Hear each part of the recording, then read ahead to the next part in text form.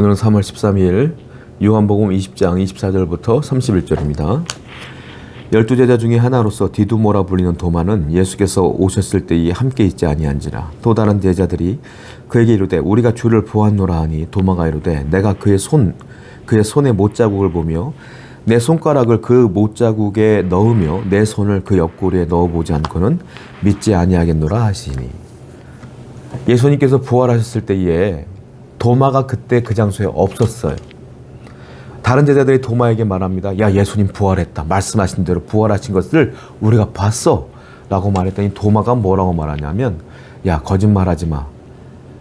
나는 내가 직접 보지 않고는 모르겠어. 그리고 예수님이 손의 못자국을 내가 직접 만져보지 않고는 내가 믿을 수가 없어.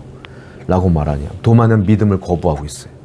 내가 못 봤으니까 못 믿겠다는 거예요. 이건 어떤 사건이냐면 예수님의 부활은 제자였던 도마도 못 믿는 거예요.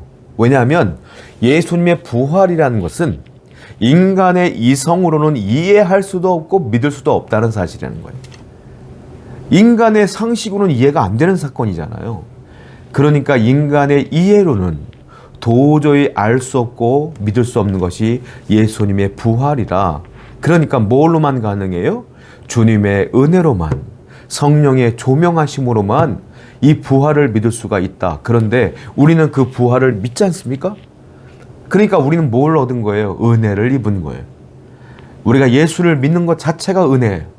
여러분, 그러므로 늘 감사하시고 늘 하나님께 찬양하시고 어떠한 일 가운데도 늘 하나님께 감사하는 삶을 살아가는 여러분 되기를 축원드립니다. 26절.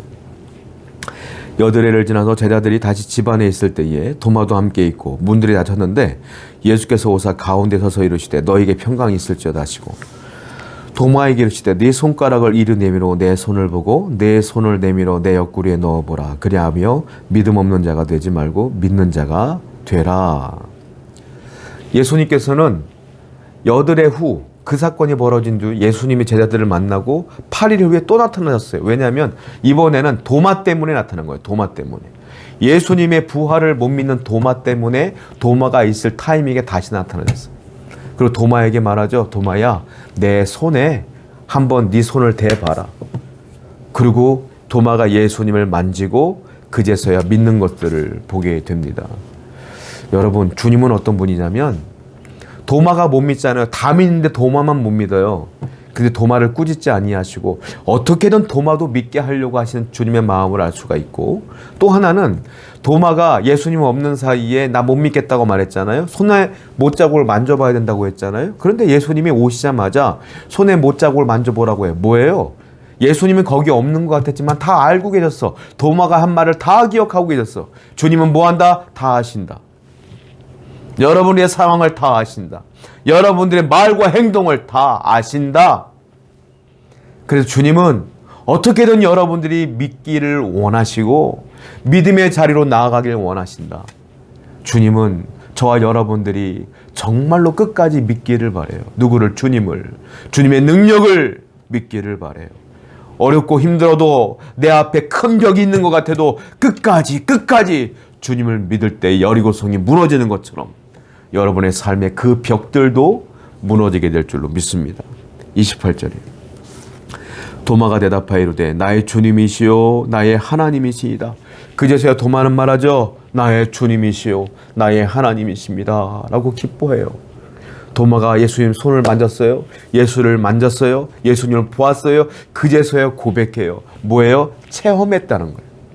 도마의 신앙은 어떤 신앙이냐? 체험의 신앙이에요. 체험의 신앙은 무서워요. 왜? 흔들림이 없어요. 저는 여러분들이 체험하는 신앙이 되기를 바랍니다. 정말로 내가 한번 체험하잖아요. 변함이 없어요. 변동이 없어요. 무너지지 않아요. 말씀을 기반으로 하여 여러분의 체험까지 쌓이면 그 믿음은 견고해질 거예요. 하나님의 은혜를 체험하십시오. 오늘도 도마처럼 하나님의 은혜를 경험하여 나중에 도마는 우리가 알고 있는 것처럼 인도까지 가서 순교를 당합니다. 그 정도로 확고한 믿음의 소유자가 돼요. 여러분들도 이와 같은 체험의 신앙을 가지고 확고한 믿음을 갖고 살아가는 여러분 되기를 축원드립니다. 29절. 예수께서 이러시되 너는 나를 본고로 믿느냐 보지 못하고 믿는 자들은 복되도다 하시니라. 예수님께서 그제서야 도마에게 말하죠. 너는 나를 본고로 믿느냐, 봐서 믿느냐, 보지 않고 믿는 자가 더 복된 거야 라고 말하고 있어요. 여러분, 봐서 믿는 것도 중요하지만 안 보고 믿는 게 더 복되대요. 안 보고 어떻게 믿을 수 있어요?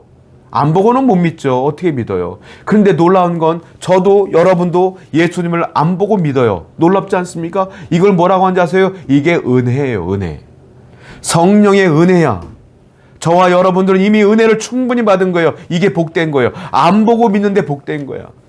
여러분들은 천국을 믿어요. 보지 못했어요. 그런데 믿어요. 복된 거예요. 이게 은혜야.